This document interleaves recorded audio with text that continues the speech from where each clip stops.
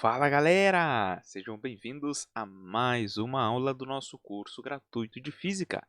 E na aula de hoje nós veremos mais dois movimentos aí ainda na cinemática. Hoje nós vamos ver movimentos que já são em duas dimensões, que vão ser o lançamento horizontal e o lançamento oblíquo. Então a aula vai ser dividida em duas partes. Olha só, eu já começo a aula fazendo uma provocação para ti. Imagina o seguinte comigo. Eu tenho duas bolinhas. Em uma bolinha, ela está a uma certa altura do chão e eu dou um peteleco nela, na horizontal. Outra bolinha, eu vou pegar a partir da mesma altura, imagina que é uma bolinha com a mesma massa, e da mesma altura eu só vou largar ela em queda livre. A pergunta que eu te faço é: qual das duas bolinhas chega primeiro no solo? A que eu dei um peteleco na horizontal ou a que eu soltei em queda livre? E aí, o que tu acha? Pois então, a resposta é que elas vão chegar no solo ao mesmo tempo. Como assim, Sor? Eu pensei que era da queda livre. Na aula de hoje eu vou responder essa pergunta. Vamos lá, acompanha comigo. Pessoal, vamos estudar o lançamento horizontal. E como o nome sugere, o que vai ser o lançamento horizontal? Olha só, a gente vai ter algum corpo, vamos botar aqui uma bolinha, tá? Nosso corpo qualquer, em que ele vai ser lançado horizontalmente, ou seja, inicialmente a gente só vai imprimir velocidade nele na direção horizontal. Então ele vai ter aqui uma velocidade inicial v0 na direção horizontal. Bom, a gente sabe meio que intuitivamente como é que vai ser o formato assim do movimento desse cara. Se tu lança algum corpo horizontalmente assim, dá um peteleco nele, vai ser tipo um arco de parábola, né? Tipo isso aqui, ó. Tá? Então vai ser assim o movimento que ele descreve até aqui cair no solo. Beleza? Então esse é o movimento que a gente vai estudar nessa primeira parte da aula. Olha só, pessoal, algumas considerações que a gente pode fazer aqui. Assim como os movimentos da aula passada, da queda livre, do lançamento para cima, esse cara também vai estar sujeito à aceleração gravitacional, que lembraremos sempre aponta para baixo, g, e que na Terra vale quanto? 10 metros por segundo ao quadrado. Agora, olha a diferença desse movimento para os outros dois da aula passada. A aceleração da gravidade só atua na direção vertical e sentido para baixo. Tu nota que na direção horizontal, horizontalmente, não tem nenhuma aceleração atuando ali no corpo. Só tem aceleração atuando na direção vertical. Então a gente vai poder notar que conforme esse cara está caindo, olha só o que acontece com ele. Vamos botar aqui, ó, é o mesmo corpo, só que agora em um determinado instante da queda. Tu percebe que inicialmente na direção vertical não tinha velocidade para ele. Só que como está atuando a aceleração da gravidade para baixo, ele começa a adquirir velocidade na direção vertical. A gente pode chamar de componente y, né? Devido ao eixo xy. Ele vai tendo aqui uma velocidade aqui no eixo y. Mas agora, essa velocidade que ele tinha na direção horizontal não se altera, continua igual, porque se não tem aceleração atuando ali, não muda nada horizontalmente. Então a componente horizontal continua exatamente do mesmo jeito. E a gente percebe que conforme ele for caindo até chegar lá no solo, o que está acontecendo com ele? A componente y da velocidade, a componente vertical, está cada vez mais aumentando em módulo. Então aqui ela tem o maior valor possível, a componente y. Enquanto que a componente horizontal ou a componente x, ela permanece sempre com o mesmo valor, já que não tem aceleração horizontalmente. Então é assim que funciona o lançamento horizontal, em termos da velocidade. Horizontalmente, o valor da velocidade não muda. Agora, verticalmente vai aumentando cada vez mais. Interessante. Só que agora, se tu parar para pensar, dentro dessa análise que a gente está fazendo, de analisar os movimentos separadamente, né, a componente vertical e horizontal, tu vai notar que se na horizontal a gente tem sempre o mesmo valor para a velocidade, portanto a velocidade não muda, a gente na verdade horizontalmente tem um movimento que a gente já viu em aulas passadas, que é o quê? O MRU. Isso aí, o MRU. É um movimento retilíneo uniforme, um movimento com velocidade constante. E também tu vai notar que na direção vertical, olha o que a gente tem na direção vertical.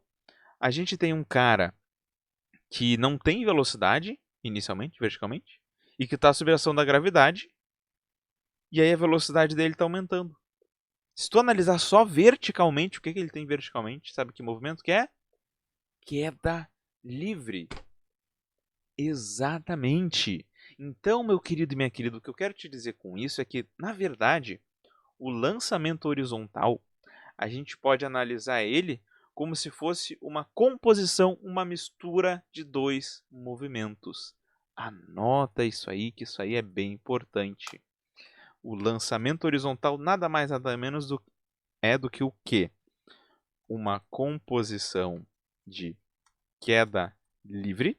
Isso, é claro, nós temos na direção vertical, com MRU ocorrendo na direção horizontal. Olha só que interessante isso.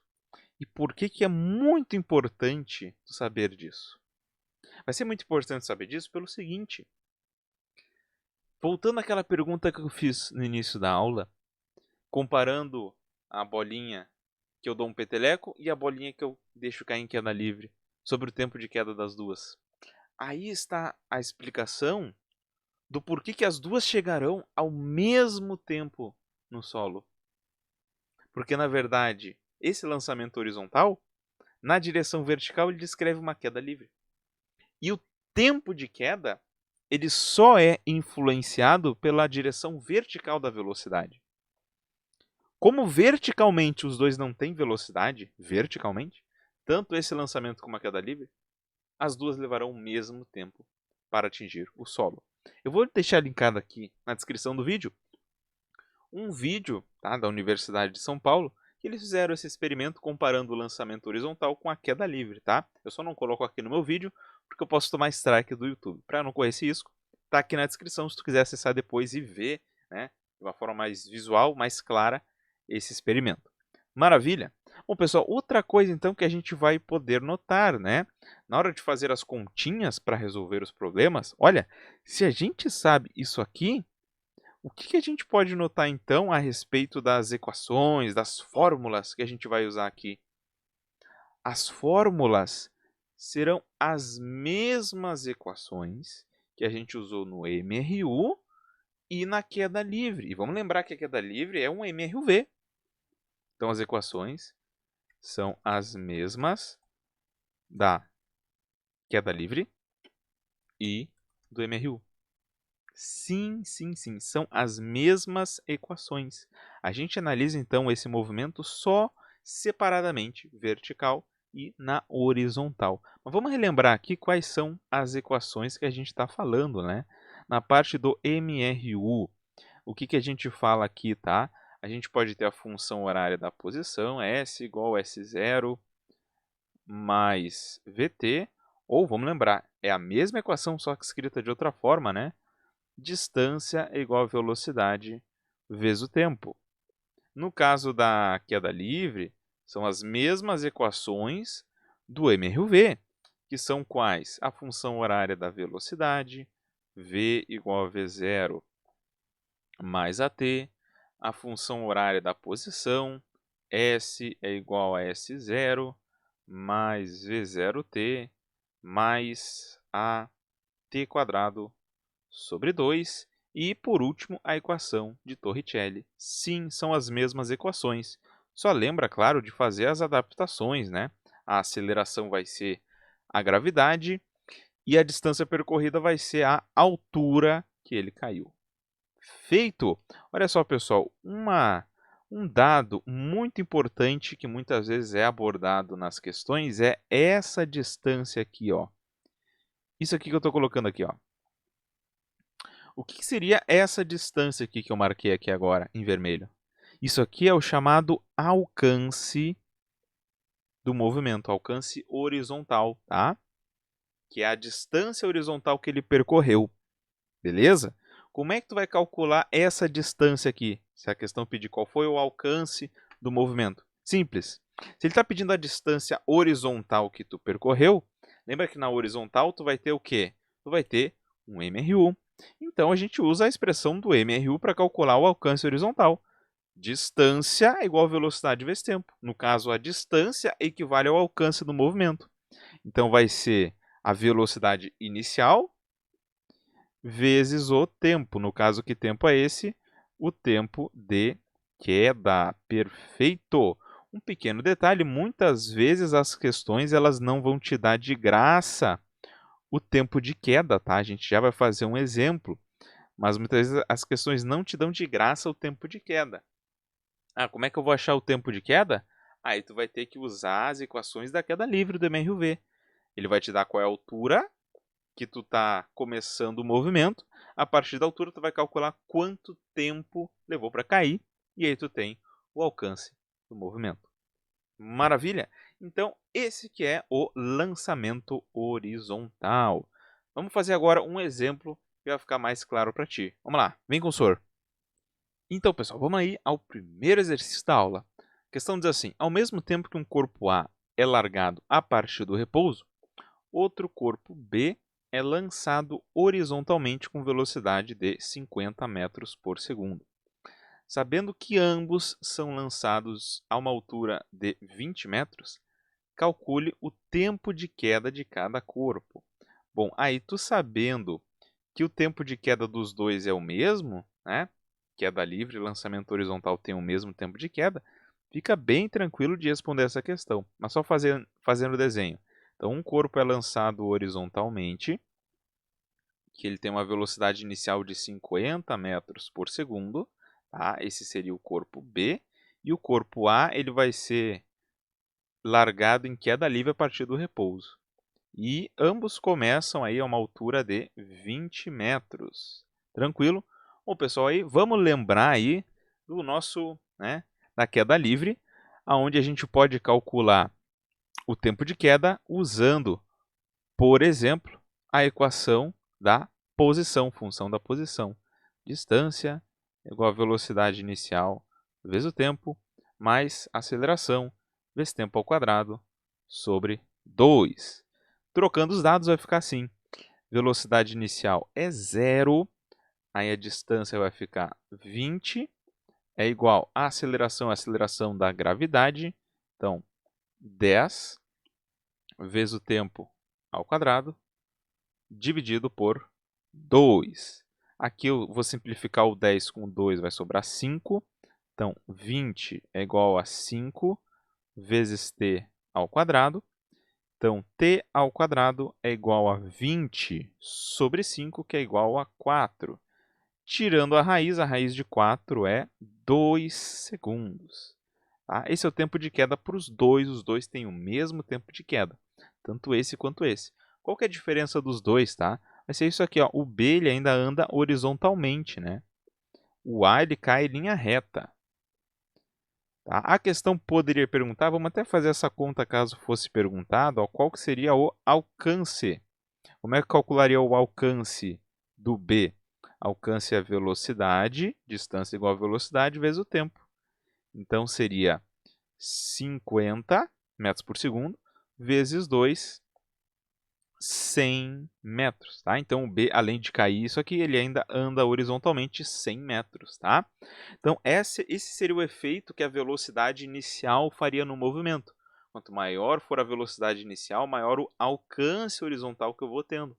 Mas tu nota que o tempo de queda aqui não vai ser influenciado nisso, porque o tempo de queda só depende da componente vertical da velocidade. Maravilha? Vamos agora para a segunda parte da aula, onde a gente vai ver o lançamento oblíquo. Segue aí com o senhor. Então, pessoal, vamos agora aprender sobre o lançamento oblíquo. Por que ele se chama lançamento oblíquo? Olha só, vem comigo. Como é que vai funcionar esse lançamento aqui? Digamos que tu está no solo, por exemplo. Aí aqui está o teu corpo, por exemplo, uma bolinha. Então ele vai ser um lançamento oblíquo porque o ângulo de lançamento vai ser entre 0 e 90 graus, tá? Então tu vai fazer isso aqui, ó. Vai lançar o corpo com uma certa velocidade, formando aí um certo ângulo, que não é nem 0 e nem 90 graus, tá? Aqui está a nossa velocidade inicial V0. Bom, a gente pode até por intuição, nota se eu fizer isso aqui, se eu der um chute numa bola com esse ângulo, eu sei que o movimento que ela vai fazer é uma parábola, né? Isso aqui intuitivamente a gente sabe, ó, vai ser isso aqui o movimento dela, ó. Ah, vai ser mais ou menos assim. Ah, então beleza. O movimento é uma parábola. Mas agora vamos analisar com mais detalhes esse movimento para ver o que vai acontecer. E para a gente analisar esse movimento, a gente vai fazer uma lógica muito parecida com o lançamento horizontal. No lançamento horizontal, lembra que a gente analisou o que acontecia verticalmente e o que acontecia horizontalmente, né? A gente separou o movimento em duas dimensões. E é o que a gente vai fazer aqui também. Porque aqui também, tu vai notar que a gente está sujeito só à aceleração da gravidade, g, que é para baixo, sempre. Então, tu vai notar que verticalmente vai ter uma coisa e horizontalmente vai ter outra. Mas para isso, olha só o que eu vou fazer. Aqui, o que acontece? A velocidade está fazendo um certo ângulo, que aqui eu não sei, eu vou chamar esse ângulo aqui de θ, que poderia ser 30, 60 graus, tanto faz. E o que eu vou fazer? Eu vou trocar essa velocidade inicial, V0, por uma componente horizontal e outra componente vertical. Olha só o que eu vou fazer aqui. Eu vou desenhar aqui do lado, tá? Num tamanho um pouco maior, para ficar bem claro. Está aqui a minha velocidade inicial.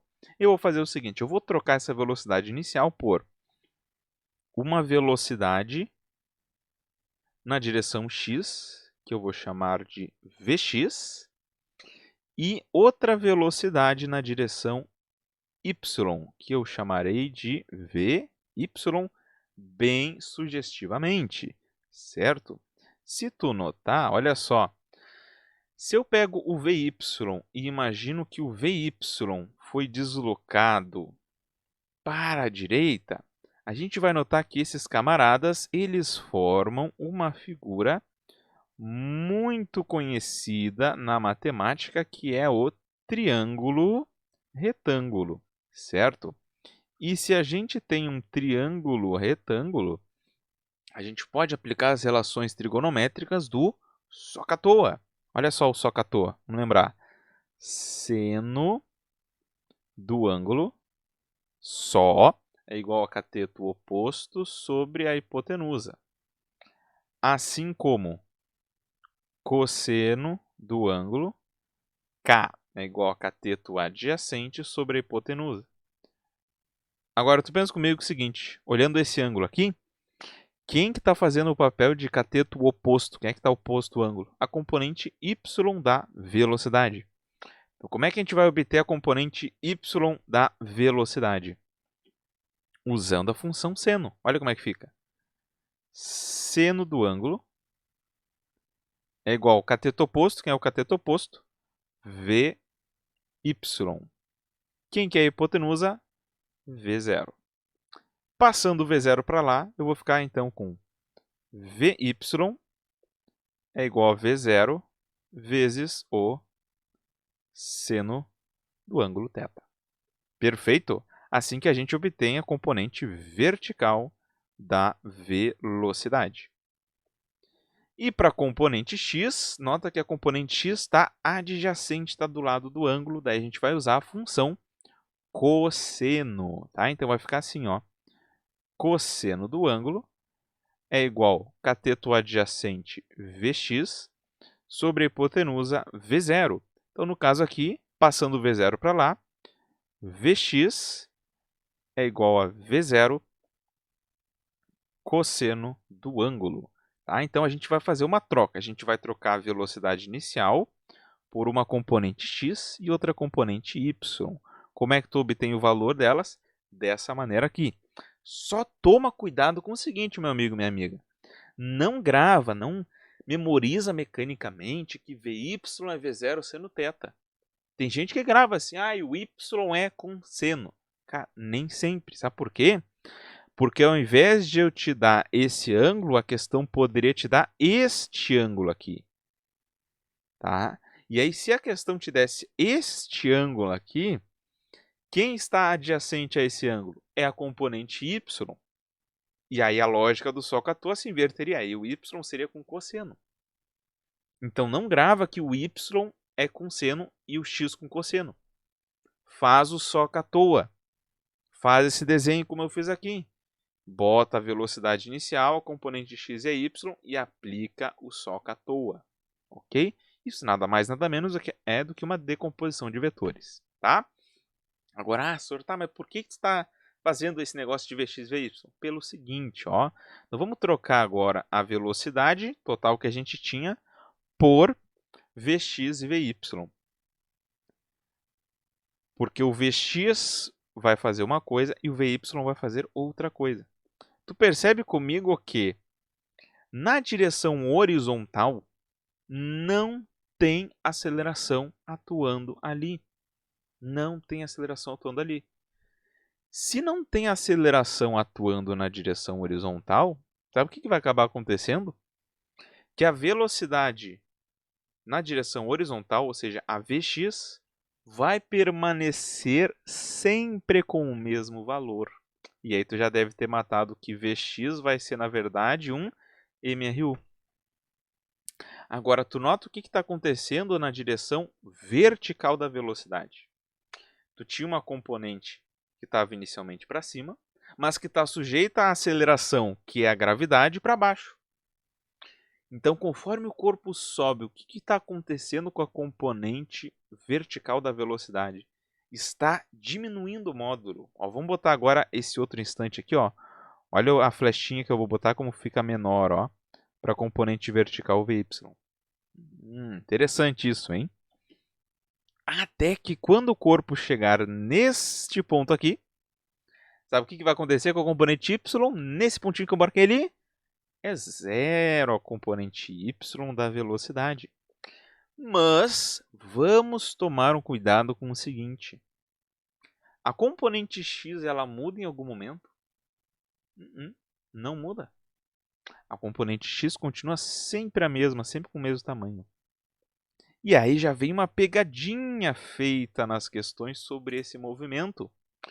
As pessoas pensam que quando o corpo chega nesse ponto, e vamos dar um nome para esse ponto, a altura máxima do lançamento, as pessoas tendem a pensar que na altura máxima a velocidade é zero. Pegadinha do malandro. Na altura máxima, a velocidade não é zero. Tem a componente x da velocidade Vx ali. No lançamento vertical para cima, que a gente viu em outra aula, sim, no lançamento vertical, lá na altura máxima, a velocidade é zero. Mas aqui é lançamento oblíquo. E no lançamento oblíquo, a velocidade não é zero. O que é zero é a componente vertical da velocidade. Toma cuidado com isso. Maravilha? Aí tu nota, vamos continuar o movimento. Olha o que está acontecendo depois que ele passa pela altura máxima. Olha só. Depois que ele passa pela altura máxima, ele começa a cair. A componente x da velocidade continua igual, não muda em nenhum instante. Só que agora a componente y, que na altura máxima é zero, continua sob a ação da gravidade. E agora o que vai acontecer com a componente y? Começa a ir para baixo e aumentando em módulo. E até que ele vai chegar lá no solo, mantendo a componente x sempre igual e com a componente y em seu maior valor. Tá? Então, essa aqui é a figura representando o lançamento oblíquo. Vamos agora escrever. Escreve comigo agora as características desse lançamento oblíquo. Vamos lá. Segue com o senhor aí. Primeira coisa que a gente pode notar. Olha só. Horizontalmente, o que a gente tem na direção horizontal? Um MRU. E tu notou na vertical, o que acaba sendo na vertical? Tu tinha um movimento, ó, com velocidade inicial para cima, que foi, subiu, sem velocidade vertical, lá na altura máxima e desceu. Que movimento é esse? Um lançamento para cima. Então eu estou te dizendo que, na verdade, o lançamento oblíquo é uma composição de lançamento para cima, isso na direção vertical, com MRU, isso na direção horizontal.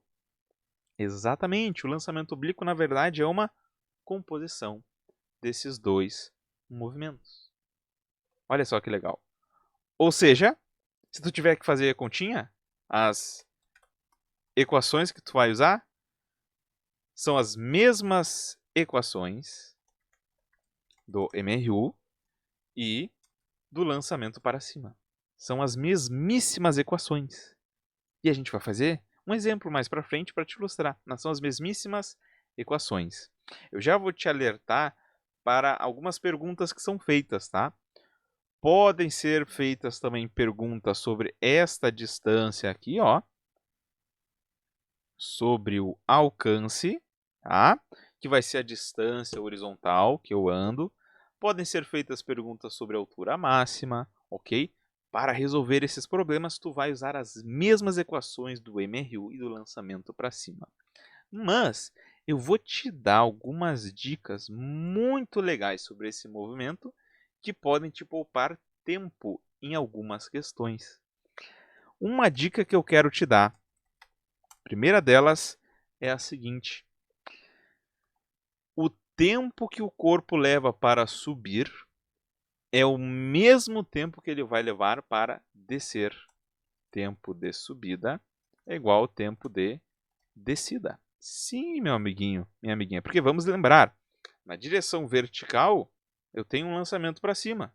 Lembra que no lançamento para cima, se eu levava 10 segundos para subir, eu levo 10 segundos para cair.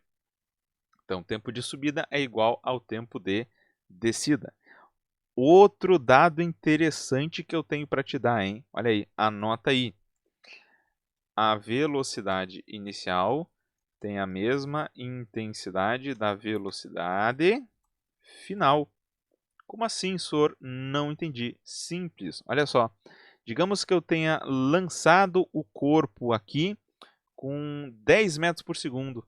Tá? Aí tu tem as componentes x e y.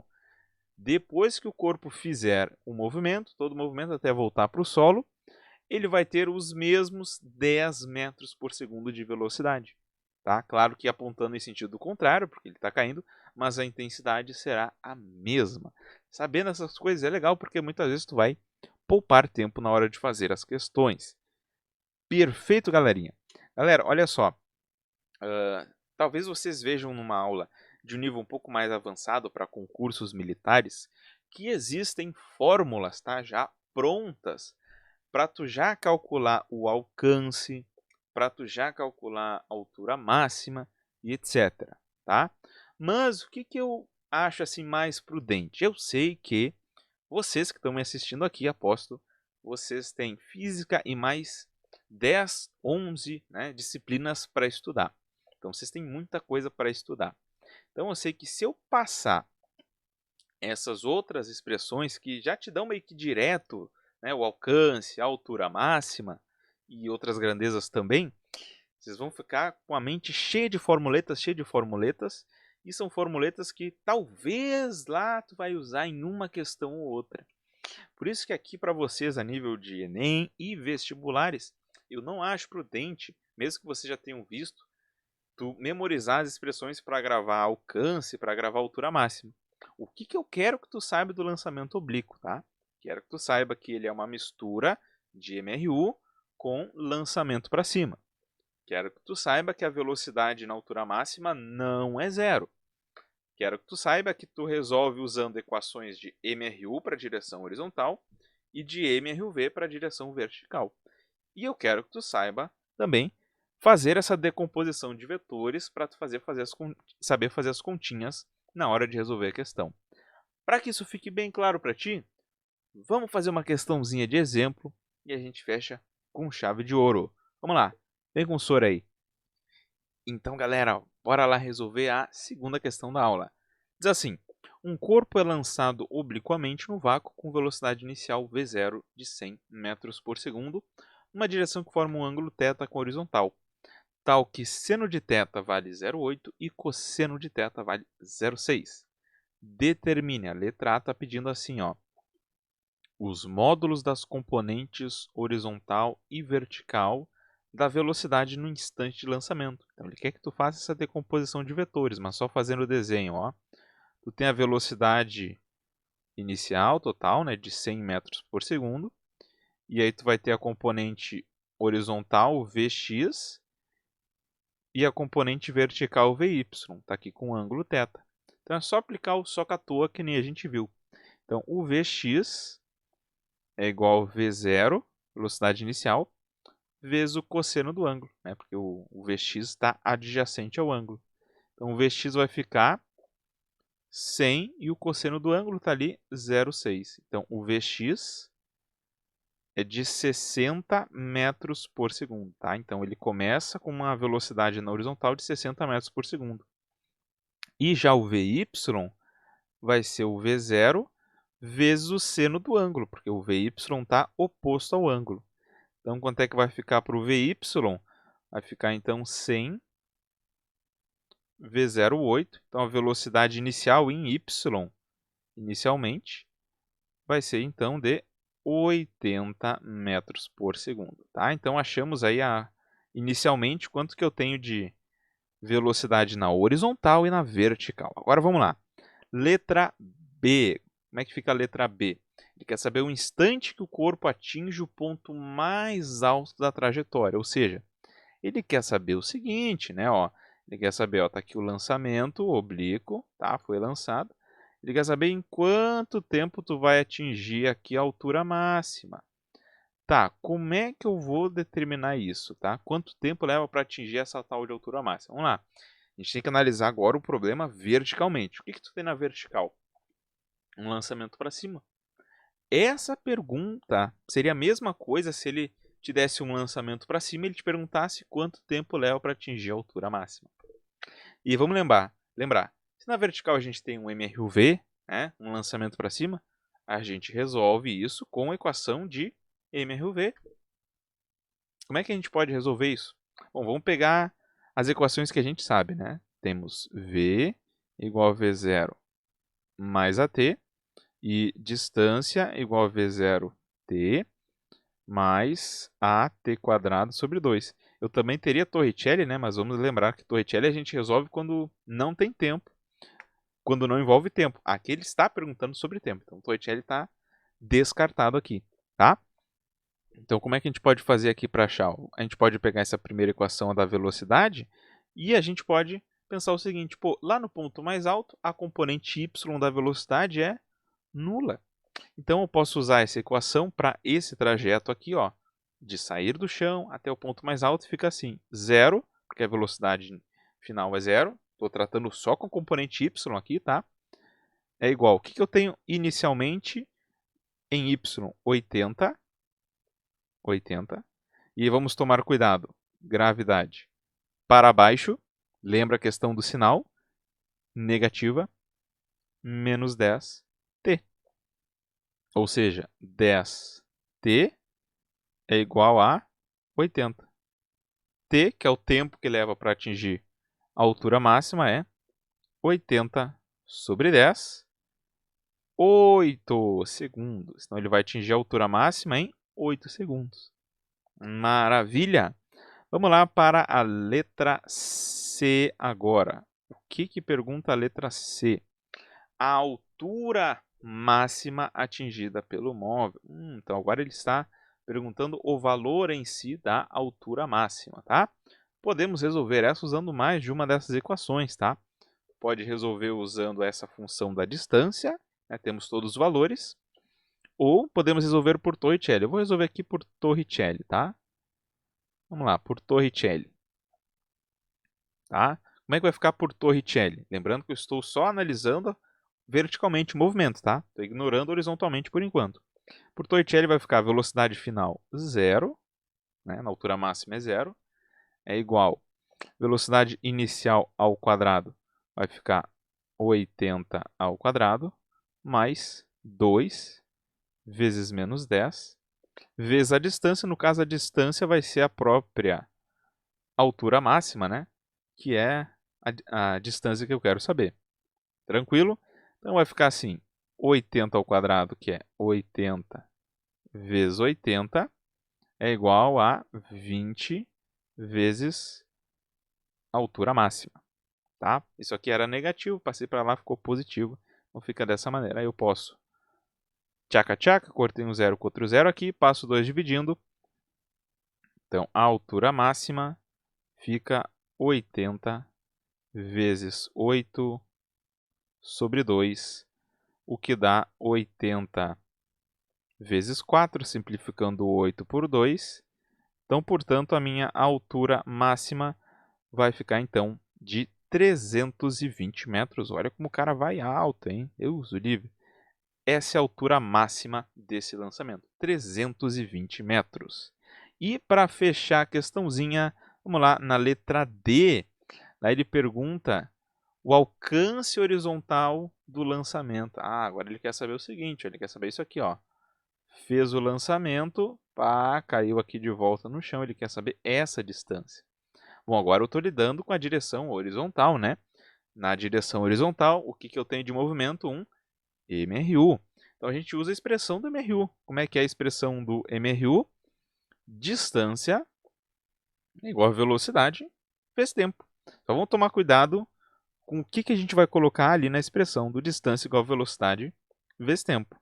A distância, no caso, é a distância horizontal que eu percorro. Então é o próprio alcance horizontal. O que é essa velocidade que eu coloco ali? É só a componente x da velocidade Vx. E aquele tempo, que tempo que eu coloco ali? O tempo de queda. Todo o tempo que ele ficou no ar. Tempo de queda. Ok? Então, como é que vai ficar a conta? Vx, componente x da velocidade, achamos antes. 60 metros por segundo. Beleza.